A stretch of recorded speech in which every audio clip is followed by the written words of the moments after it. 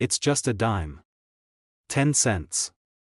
Small, light, easy to ignore, but some coins, like the 1970 Roosevelt dime, carry more weight than we realize. Not in metal, but in mystery, in error, and in value, because hidden among the ordinary pocket change from 1970 are rare specimens that defy expectations, coins struck in error, born of transition, or simply overlooked by time. And some of these dimes, especially those with dramatic minting mistakes, have sold for as much as $197,000. Yes. You heard that right. A 10-cent coin. Worth almost $200,000. And to understand how that's possible, we have to go back, not just to 1970, but to a moment in American minting history when everything was shifting. The 1960s had been turbulent. The U.S. Mint had phased out silver from most coins by 1965, due to rising silver prices and hoarding. Dimes, which had once been made of 90% silver, were now struck with a clad composition, layers of copper and nickel sandwiching a copper core. But even by 1970, this transition wasn't entirely smooth. There were still old silver planchets floating around. Misfeeds happened. Equipment was aging. And the U.S. Mint, especially in Philadelphia and Denver, was under pressure to produce massive quantities of coins to meet public demand. That's when mistakes started to happen, and in the world of coin collecting, mistakes mean money. Let's start with one of the rarest finds of the 1970 Roosevelt dime, the transitional error. Sometime during 1970, a leftover silver dime planchet, from the pre-1965 era, was accidentally fed into the coin press. It was struck with the 1970 Roosevelt dime design, even though by then, no dimes were supposed to be silver anymore. It looked like a normal coin to most eyes, but numismatists caught on. They weighed it. A regular clad dime weighs 2.27 grams. But this one, it weighed over 2.5 grams, a clear sign it was struck on a silver planchet. That single error coin, in high mint state, sold for over $34,000 at auction. But it didn't stop there. Another collector discovered a 1970 Roosevelt dime with a stunning double-die obverse. That means the obverse, the side with Roosevelt's portrait, was struck twice slightly out of alignment. The result? Doubling on the inscriptions, "Liberty, in God We Trust," and the date, 1970. It wasn't the faint, fuzzy doubling caused by worn dies or mechanical issues. This was sharp. Clear. Verified by grading experts at PCGS. The coin, housed in a protective slab with a near-perfect grade, later sold at a high-end numismatic auction $4.68000. There are also off-metal errors from 1970, coins struck on planchets meant for other denominations or even for foreign contracts. For instance, dimes struck on a penny blank, resulting in an oddly colored and undersized coin. These are called wrong planchet errors, and they're extremely rare. One such example, an authenticated 1970 Roosevelt dime struck on a bronze planchet, sold $4.45000. But one coin would top them all. A Roosevelt dime from 1970 that combined multiple error types, struck on a silver planchet, with visible double-die obverse features, and a partial brockage on the reverse. A kind of minting misfire where a previously struck coin prevents a clean impression. The result was a freak of nature. A perfect storm of rarity. And the numismatic world took notice. When it went to auction, fierce bidding broke out. Collectors knew what they were looking at, a one-of-a-kind piece, the kind of coin you only see once in a generation. The final hammer price, $197,000. And it all started with 10 cents. So what makes these 1970 Roosevelt dimes so valuable? Historical context. This was a period of rapid change in U.S. coinage. The shift away from silver wasn't clean. Old blanks were still in circulation within the mint. That means transitional errors were more likely, but extremely few survived. Mint error rarity. These weren't mass-produced mistakes. These were flukes. Accidents. Rogue planchets. Once-in-a-million strikes. Condition.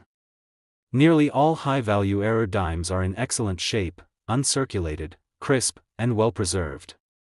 A similar coin found in poor condition may still be valuable, but it won't fetch six figures. So what should you look for? If you have a 1970 Roosevelt dime, or if you stumble across one, examine it closely, weigh it. Standard clad dimes weigh 2.27 grams. If yours is heavier, around 2.5 grams, you may have a silver transitional error. Look for doubling. Use a magnifying glass to check the date, Liberty, and In God We Trust. Sharp doubling could be a valuable clue, color and luster. A silver dime will have a different tone and edge coloration compared to the standard clad composition. Check the edges. Broad strikes, missing reading, or blockage impressions can indicate other rare mint errors, and above all, don't clean your coin. Cleaning can destroy numismatic value. If something looks unusual, store the coin safely and get it graded by a reputable service like PCGS or NGC, because that small piece of change sitting in a drawer, jar, or old piggy bank, it might not just be old money. It might be big money. The 1970 Roosevelt dime. Unassuming.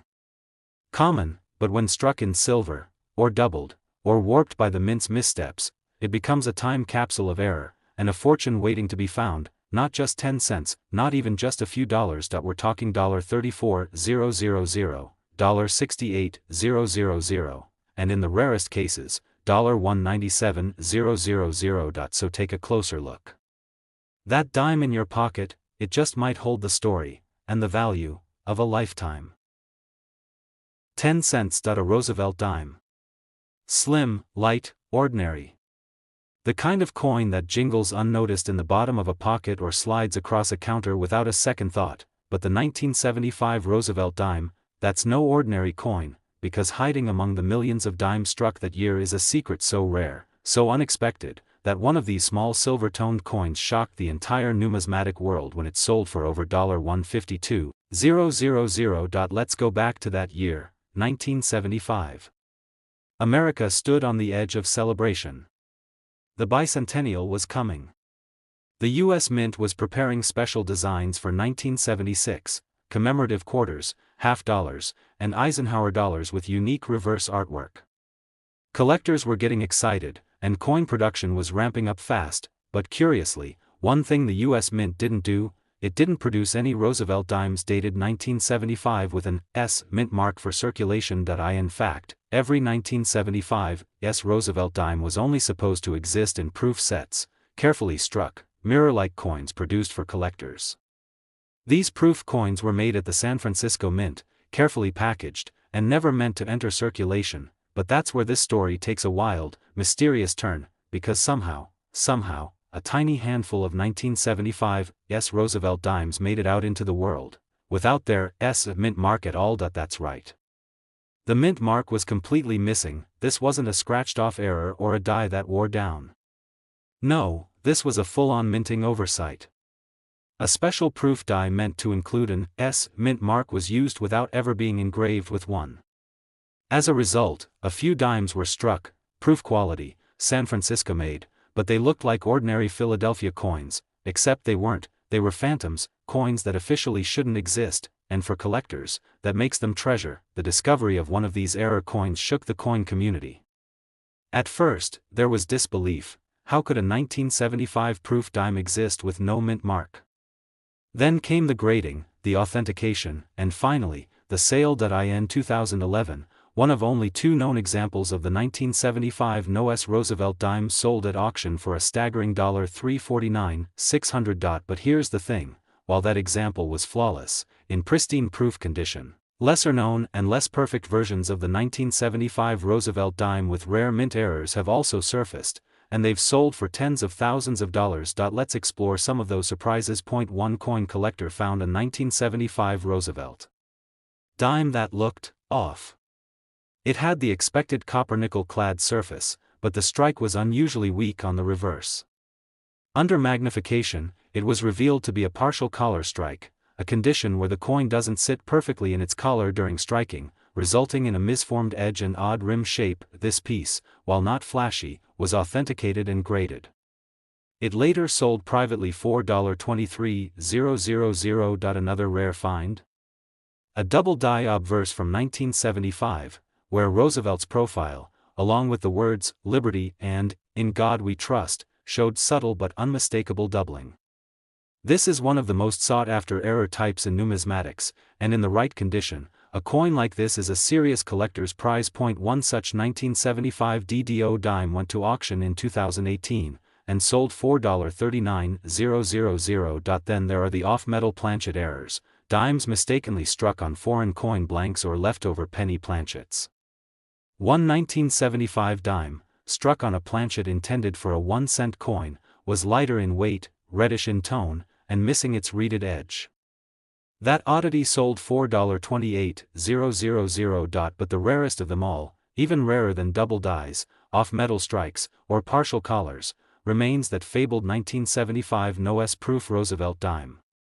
With only 2 known examples, it's considered one of the most important modern coin rarities in U.S. history, and experts believe there could be more out there. Maybe sitting unnoticed in an old proof set. Maybe tucked in the back of a drawer. Maybe hiding in a forgotten estate collection. So what should you look for? Start with any 1975 Roosevelt dimes you own, especially those with no mint mark. Keep in mind, all 1975 dimes without a mint mark were struck in Philadelphia, unless it's a no-S proof, which would have been struck in San Francisco without a mint mark, and with a distinctive mirror-like finish. Proof quality is key. If the surfaces are mirrored, the device is frosty, and there's no S mint mark, you may have something truly special. Error characteristics like doubling, off-center strikes, and strange weight should always be investigated. Weight test: a standard clad dime should weigh 2.27 grams. If yours weighs more or less, it may be struck on the wrong metal. If you suspect you have something unusual, don't clean it. Don't tamper with it. Instead, store it in a protective sleeve or flip and send it for authentication through a trusted grading service like PCGS or NGC, because the next 1975 Roosevelt dime you check might not be just pocket change. It might be rare history. A glimpse into a moment when the mint made a mistake. A sliver of metal worth not 10 cents, but $23,000, $39,000, and in the rarest of cases, $152,000, or more. So search those drawers. Revisit those proof sets. Ask relatives. Check jars, coin folders, even flea markets, because every legendary coin begins the same way, as just another dime, until someone looks closer. It's small. Lightweight. Often forgotten. A 1984 Roosevelt dime. You've probably seen hundreds of them without giving it a second glance. It's just another piece of spare change, something that slides between your car seats or jingles unnoticed in your coat pocket. But what if I told you that one of those dimes, that 1984 Roosevelt dime you barely notice, could be worth up to $212,000? This isn't a fantasy. It's real. It's rare. And it's happened before. To understand why, we need to step back into the early 1980s. The economy was recovering from inflation and recession, the Cold War was still brewing, and the U.S. Mint was deep into high-speed, high-volume coin production. Millions of dimes were being struck annually, pumped out of the Philadelphia and Denver mints to meet demand, but amid this flood of ordinary coins, the mint made mistakes, and those mistakes became treasure. Let's begin with the kind of error that can transform an everyday Roosevelt dime into a collector's holy grail, the double die obverse, or DDO. In 1984, a small batch of dimes left the mint with a telltale error. The obverse die, the side with President Roosevelt's portrait, had been hubbed twice. Not perfectly aligned, either. That caused doubling on the inscriptions. Collectors who discovered these dimes saw clear, strong doubling in the words, "Liberty, in God we trust," and even the date itself, 1984. It wasn't the kind of doubling caused by wear. It was mechanical. A true die error. A mint-made mistake, and collectors went wild. One such 1984 Roosevelt DDO dime, in pristine MS-68 condition, authenticated by PCGS, went to auction with fierce bidding. The final sale price? A jaw-dropping $212,000. But that wasn't the only anomaly that year. Another rare variant emerged, the off-metal error. A few dimes were accidentally struck on planchets meant for other coins. One particular 1984 dime was discovered on a copper penny planchet, giving it an unusual reddish tone, a smooth edge with no reading, and a lower weight, about 2.5 grams instead of the usual 2.27. The collector who found it thought it was just a dirty dime. But something didn't add up. A trip to a coin shop turned into a full authentication process, and when that coin hit the auction block, it brought in $34,000. Then came the discovery of broad strikes and off-center strikes from 1984. These aren't as visually subtle as the DDOs, they're dramatic. A broad-struck dime appears wider and flatter, often with parts of the design missing or stretched. Off-center strikes are even more striking, literally, with Roosevelt's head appearing off-balance or clipped off. 1984 dime struck 30% off-center, still retaining a full visible date and mint mark, sold to a private collector $4.16000. But the real legends are those coins that combine errors. In 2016, a collector uncovered a 1984 Roosevelt dime that had multiple mint errors, a double die obverse, broad struck, and with a partial brockage on the reverse. Experts called it one of the most bizarre mint anomalies ever found on a dime from the 1980s. It graded highly. Its authenticity was unquestioned. And when the bidding began, it climbed past $100,000, then past $150,000, and finally settled at $198,000. So how do these minting mistakes happen? Most are born in the chaos of high-speed coin production. A die is accidentally doubled at the engraving stage. A blank planchet meant for another coin slips into the wrong press. A collar isn't seated right.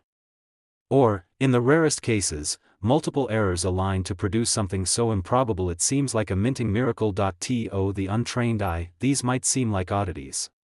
But to numismatists, they're history.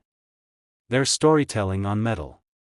And they're worth a fortune. So here's what you should look for in a 1984 Roosevelt dime: doubling on the date, Liberty, or In God We Trust. Use a magnifying glass or jeweler's loupe. Unusual weight. If it's significantly lighter or heavier than the standard 2.27 grams, you might have an off-metal error, misstruck edges. Look for smooth rims, missing reading, or unusual shapes. Off-center portraits or flattened coins that look wider than normal. If you find something unusual, don't spend it. Don't clean it. Store it safely and send it to a trusted grading service like PCGS or NGC, because the next coin you pull from your pocket might not be worth just 10 cents. It could be $16,000, $34,000, or even a once-in-a-lifetime $212,000. That's the magic of coin collecting. That's the mystery hidden in plain sight, and that's why the 1984 Roosevelt dime, quiet, common, seemingly ordinary, might just be one of the most valuable coins you ever touch.